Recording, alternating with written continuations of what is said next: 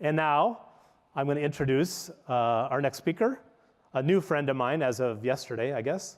Amy Code is the head of customer success at LinkedIn, and she's going to talk about some of the more recent research they've done into the world of customer success. So please help me welcome Amy to the stage. Thank you. Good morning. How is everybody feeling? Good. Is everyone feeling home? I'm feeling home. It's such a strong story that resonates, I think, a lot with every single person in the room. If you've ever tried a job and you didn't think it was quite the right thing for you, and then one day you find yourself in the right place at the right time. And you might still be searching, so hopefully today some of the data, some of the trends that I've got for you, it's going to explain maybe why you feel home, or how to find the right home, or if you're a hiring leader, how to find people that want to come home. That's what I'm interested in. So I want to walk you guys through a few things that I want to spend some time on today. LinkedIn has a lot of data. We talk about it all the time, but I want to talk to you about the rise of customer success in Apac, and specifically in Australia, what that looks like, what the current trends are saying, and what some of you have told us by filling out your profiles on LinkedIn. Secondly, there are probably some people in the room that are interested in how you can grow your career in customer success. This isn't just me saying I'm hiring, I promise, but it's about what do I do if I didn't realize customer success was where I was going to land? How do I figure out what I do next, what I develop, what I grow in? Because I didn't realize I was going to end up here 5 years ago. And then last but not least, if you are a leader of a customer success team, or if you are a business leader, one of the things for me that's always top of mind is how do I future-proof my team, but also my organization in a rapidly changing industry. So let's spend some time. We'll take a look at these three things, and hopefully you'll have a few things you can take away. But I want to start back at the beginning. This is my vulnerable moment. This is me, circa early 80s, not going to tell you which year, that will give away my age. But if you were like me, by the way, that is not a DeLorean behind me, that is a Toyota Celica. You don't see many of them on the road anymore. Some of us are old enough to recognize it. If you were like me, think back when you were this age, when you were just about to start school, and your mum, your dad, your teacher asked you, what do you want to be when you grow up? I can pretty much guarantee you none of you said, I want to be a customer success manager. Lisa, my team, thank you for taking a photo of my embarrassing photo. I appreciate that. Thank you. You didn't say that. You probably said you wanted to be a fireman or a policeman, or if you were a risk taker, maybe you wanted to be the astronaut in the room. Personal story, I wanted to be a spy. Very much a curious individual. Glad I didn't take that pathway, admittedly. I think I've found myself at home. But one of the things we do know is that new jobs are moving and coming through the pipeline more rapidly than we've ever seen before in history. It's not just the death of old jobs or the birth of new jobs. It's also the hybrid nature of roles now in the workplace. It's happening at a more rapid pace than we've ever seen before. And I can't talk for all of us, but I can tell you that I was in customer success long before I realized I was in customer success. That feeling of being home, when I was working in investment banking and I managed to pivot my way into a non-finance-based role in service quality, it was all about improving the customer experience and the customer outcome. I moved into learning and development, and that was about trying to improve business outcomes in the field through my internal customers. All of this led me to a place where I joined LinkedIn. In 2011, I was employee 16 in the Australian office at LinkedIn, and we were very much a startup. And all of my friends thought I was crazy because I joined this organization website called LinkedIn, and I had two questions from people. One, how do they make money? And you don't do coding things, so I really don't understand how you're going to work there. Secondly, I spent half of my life in 2011 and 2012 spelling the name of the place I worked, L-I-N-K-E-D. Seems crazy now, but I wouldn't have predicted that this is where we landed. When I joined, our focus was on evangelism. It was on training and education. That was where we started. People didn't even know who we were. And my job in training and engagement was to help spread the word, spread the good news. We've had a few iterations over the years at LinkedIn. We then moved to the label of product consulting. I don't know if anyone here has had product consulting as their job title. That moved on from education and training and was more about optimization through technology, solutions, automation where it applied, but it still wasn't about necessarily the customer. And then, like a lot of our tech brothers and sisters, we landed on the term customer success around about 2013, and we were home. The best news for our customers, though, is that customer success was always our focus. It might not have been our job title, but we were always looking to put the customer at the forefront of what we were doing. Now, we know that primary school age kids aren't going to be in a job potentially that they know exists today. It's hard enough with the career conversations that I have with my employees to help them find their direction in what they want to do and where they want to grow to. So I want to spend some time telling you about what we do know about this industry that is changing so rapidly. Before I do that, I want to step back a few thousand feet, and I want to get into the data and the principles that underpin everything that LinkedIn does. Our ultimate goal for all of us that work at LinkedIn has a lot to do with our vision of putting everybody on the map. And we call this map the economic graph. It's a digital representation of all of the wonderful information that you share with us. And the goal of this is to map the global economy. So we use the information from our 590 million members, the 30 million companies, 20 million open jobs on the platform, etc., to try and help governments and organisations connect people with opportunity. Could be business opportunity, employment opportunity. This underpins all of what we do, and it helps our customers be better. Now, through mapping every member, company, job, etc., we can spot things like talent trends, talent migration, hiring rates, in-demand skills by region. All of this stuff, which helps us in customer success figure out where are we today and where are we going. Now, as part of our ambitious vision, we'd like to dig a little bit deeper, and you can imagine there is an infinite number of ways we can cut the data. So I want to talk to you about some of the things that we're seeing about customer success specifically. Now, Dan stole my thunder. We are the #1 hottest job or emerging job in Australia. And the good news is that we're on the top 5 for almost every region that we ran the report for. Now, what we decided to do was jobs that sounded obscure 5 years ago, they're now more commonplace. And so we wanted to take a look and say, hey, do you know what? Of all the jobs that we have today, what has the growth rate been in the last 5 years? What's new today? And what's up and coming? And there were no surprises globally that technology is king. So you can see all of the top 5 on that list are driven by technology. What was really interesting in the Australia report versus the global report was where customer success managers sat for Australia. It made me a little bit proud, I have to be honest.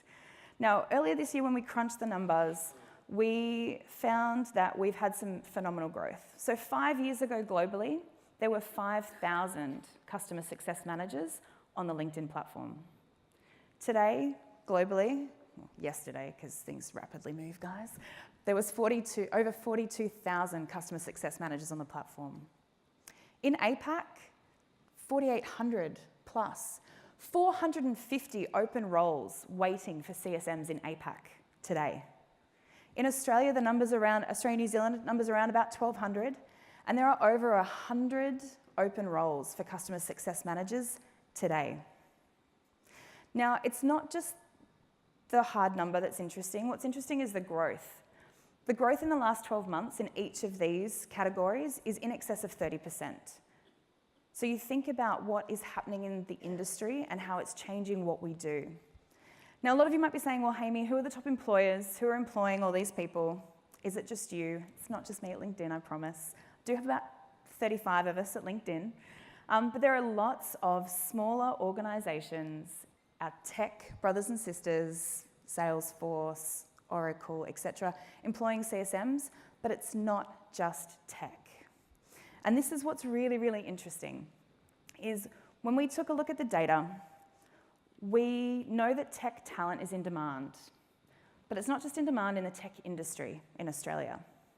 In Australia, more and more businesses are going through what we would call digital transformation. We used to have a lot of bricks and mortar products and services, mining, construction, engineering. Think about a lot of the kind of blue collar workforce that has fueled the Australian economy for a really long time. More and more, we've got organisations building products and services in those industries that are transforming the way that people buy and sell things in those industries. So what we know is that whilst customer success is tightly associated with SaaS, as we know, it's also encroaching in every single other industry that wasn't traditionally there. Now, the CSM role is relatively new in Australia, and it's definitely had an explosion in job title in the last 5 years. We've traditionally had sales and we've had support. So can I get a kind of hand raise? Who has come from an account management or sales background? Yeah? And then versus support, who's come from a support background? Okay. It's interesting how those two worlds are no longer black and white anymore. In our organisation, we have sales, we have support, and now we also have customer success that sits in the middle. So what we know is that more and more companies are shifting to a model where they're putting the customer at the centre, which is great. Now, the boom of customer success managers in the industry is a sign that companies have figured out that, you know what, we need to transform and we need to make sure that we are protecting the money we're spending acquiring customers. We know that anecdotally it costs way more money to acquire a new customer than to keep an existing customer happy, which is why we all have jobs in a really great way. But what we also know is that these guys are hard to find. So if you want to grow your career and you want a job to continue in a great way in customer success, we took a look at what are the top skills. Currently, all of you that have come from sales or support, these are maybe some of the skills you've got listed on your profile. So this is in the Emerging Jobs Report. No surprises of the technology skills that were listed. SaaS, customer relationship management, consulting, no surprises. The one thing that was really, really interesting, and the one thing I would challenge you on if you want to grow your career in customer success, is it's not just about the tech skills. You'll notice in the report, one of the key challenges that hiring leaders face and businesses face is hiring the right soft skills. The one difference between customer success on that list and all of the other tech jobs is that our job is never just about the tech skills or the hard skills. It's not enough anymore. So if you think about what that soft skills looks like, you've got to think about agility, adaptability, stakeholder management. Really good point this morning. How do you get your CEO to have customer success at the forefront? You're going to need a level of influencing. It's not just about your hard skills. Now, if you're a leader and you want to future-proof your team and your organisation, there's a few things I'd like to challenge you with. I've got a team of 20. I've hired 9 customer success managers since January this year. And one of those has previously been a customer success manager before. I've had to make a decision. Am I in a position to grow talent from adjacent skill sets or transferable skill sets? Or am I in a position where I want to and can buy the talent into my business? You're going to just need to make a choice. There are pros and cons to both.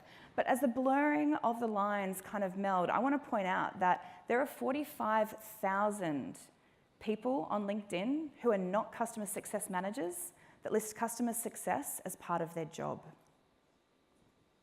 They're in marketing, they're in sales, they're still in support. They're in adjacent roles that aren't technically customer success, but none of us were technically in customer success not that long ago. You need to educate your businesses that soft skills are part of the tech revolution. So if you think about soft skills, you will have hiring leaders and business leaders that are pushing you, if you're a hiring leader, to hire a customer success manager that has done this gig before. Everybody wants an expert and everybody wants somebody that's come from somewhere that's figured it all out. Another quick hand raise. Whose business has figured it all out? Nobody, not even us, guys. We are all on this journey together, and that's the exciting part, is that we're all learning. The last piece is, second last piece, I want to share with you a little story. I recently hired somebody into my business and I had 2 great candidates at the end. And on paper, there was a stronger candidate. The brand might have looked a little shinier to me. There were some definite experience things that kind of stuck out. But you know what? The longer that these 2 candidates were in the process, I kind of got to a point where I was thinking about culturally, soft skills, What is it that I need in the team? And I was really challenged, gratefully, by my business partners to hire for not just skills, but also traits. You think about that soft skill revolution, how do you know that somebody's going to be successful? We know people, it's a punt sometimes. You've got to do your best and you do your due diligence, but it doesn't always work out. So I would encourage you to hire for traits, not just skills. Have a look at adjacent traits and adjacent skills. Last but not least, with the needs of our workforce changing, and we need people that are change adaptable, we need responsive people, we need people that are engaged with the challenge that's going to come ahead. Customer success will become an organisational priority, and so more than ever, your role won't just be with customers, neither will your teams, but your need to be an internal connector. If you're working on a product overhaul or a new product, how involved is your team with product engineering, product marketing, customer marketing, acquisition, sales? Your role in customer success will not just be customer facing as we move forward. So think about what you're hiring for and how you're going to find them. Now, there is a lot of data. You can download the Emerging Jobs Report. You can Google it. I'll make sure Lauren has it. Maybe, Lauren, it might be worth us uploading to the site as well. But I want to leave you with 3 key things. Number 1, the growth rates we've seen in customer success in this region is outstripping global growth rates. Be prepared for the industry to continue to change and grow rapidly. How do you best future-proof yourself in that? Is to keep growing, keep connecting, keep networking. Make sure that you're pushing yourself to be better, to learn new things. Secondly, customer success will become an organisational priority, absolutely. And every single one of us in this room has an obligation to drive customer success as the culture of our business. So how are you challenging your business leaders, your sales partners, your stakeholders, your leaders, to make sure that customer is at the forefront and at the centre of every decision that you're making? Think about your product, your process, your development, your hiring, everything. Last but not least, I'd encourage you to think about the adjacent skills. Who are the 45,000? It's really hard to find a customer success manager. I'm sorry, but I can guarantee you if your team is anything like mine, they are constantly being battered with new, snazzy, exciting opportunities at other organisations that are possibly paying more than you are. It's a compliment. But how do you continue to hire for traits and skills, not just skills? We know that the customer journey is going to be key to all of our success in business, and to make that journey more impactful for customers to realise more value, you're going to need great people. Thank you.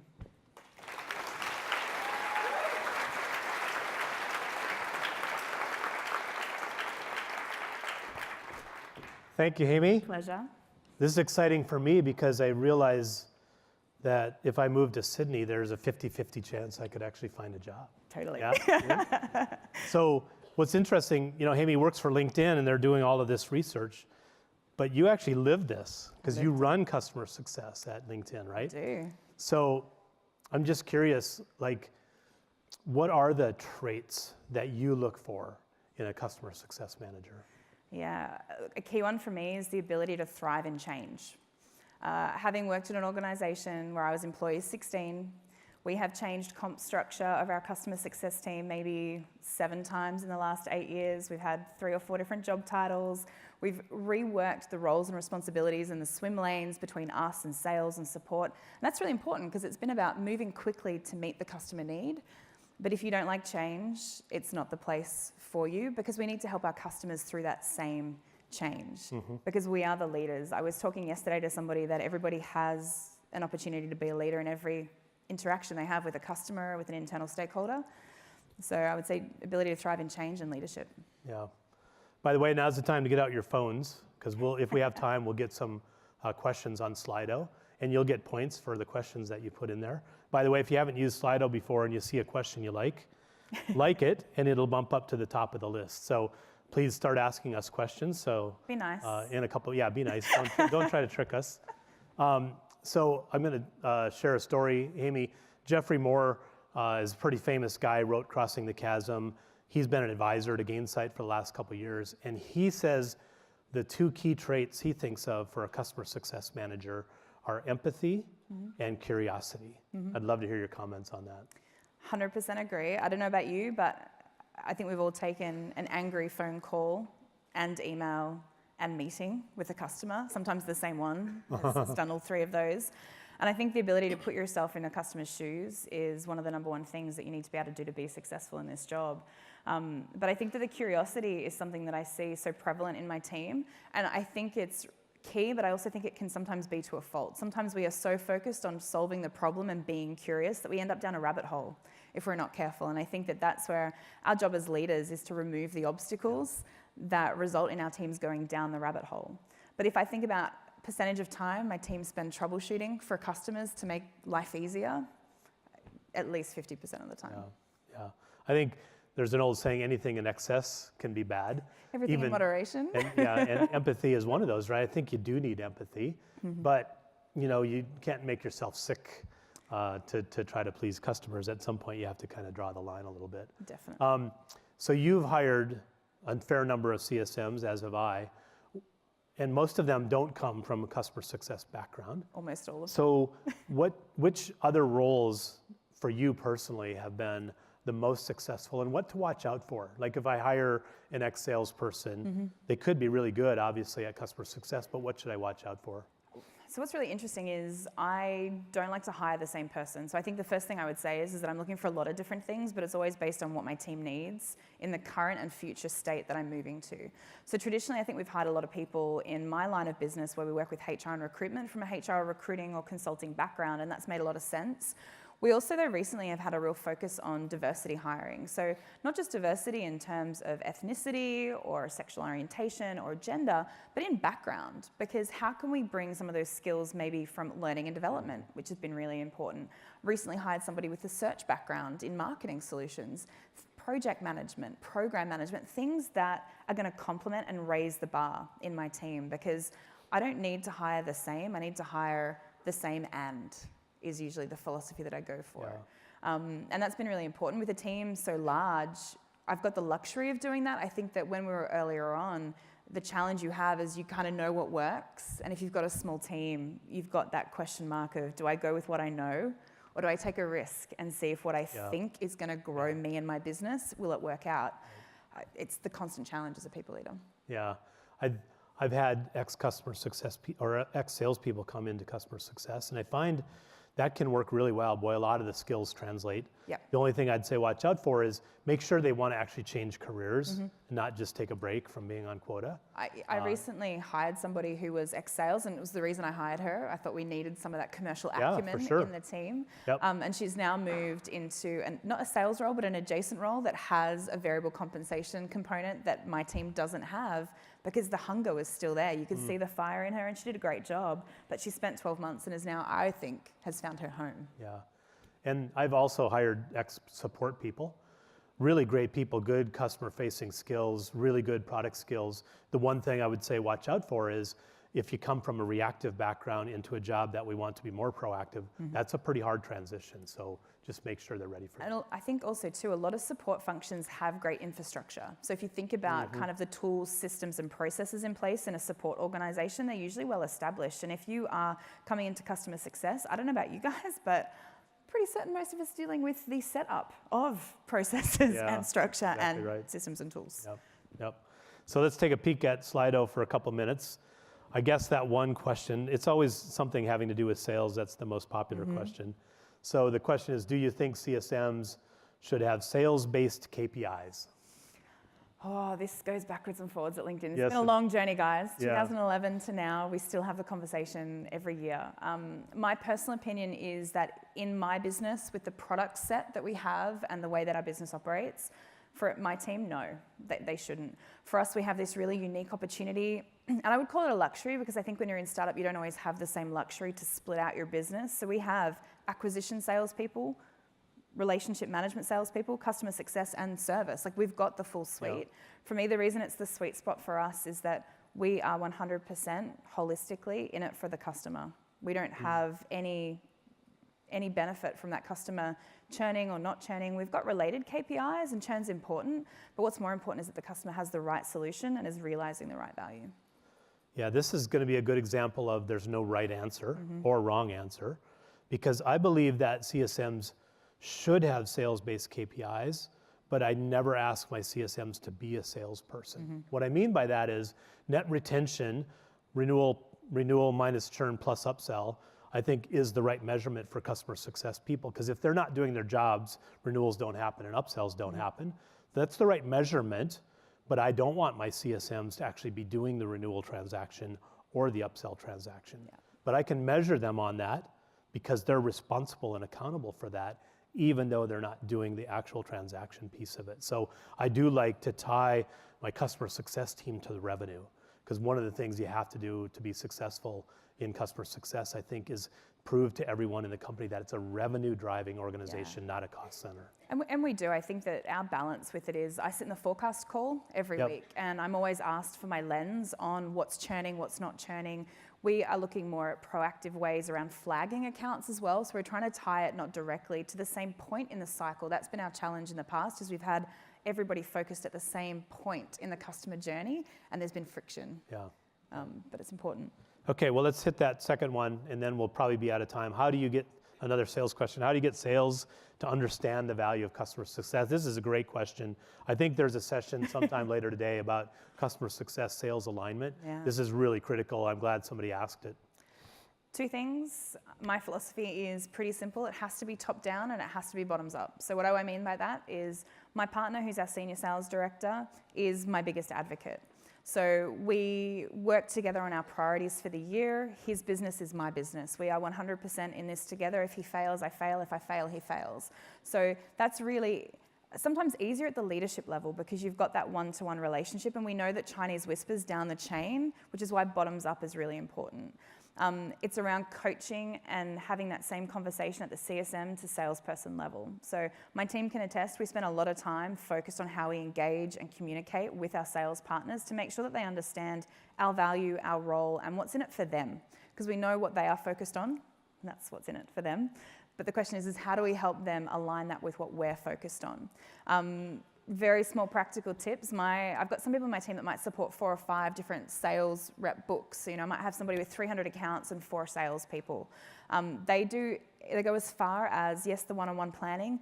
They bring everyone together, everyone's on the same page, and everybody's agreed and aligned on how we're going to treat the different segments within that CSM's portfolio, not just the salesperson's book. Yeah, I think this is going to be kind of a cheeky answer, but it's absolutely true. And that is, if you want sales to understand your value, then do something valuable for them.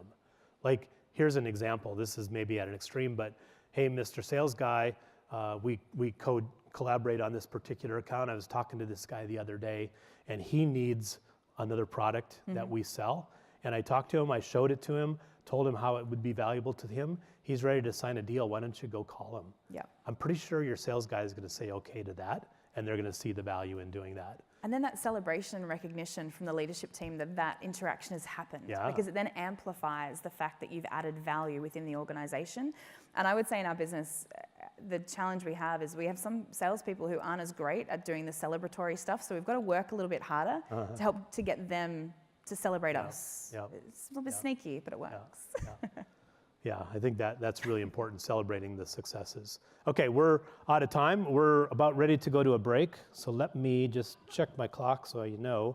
We have a 15-minute break. So back here at 10:35. I know you guys aren't going to come back until we come and herd you anyway, but the time we're going to restart is 10:35. Thank you very much. Thanks, Amy. Thank you. Yep.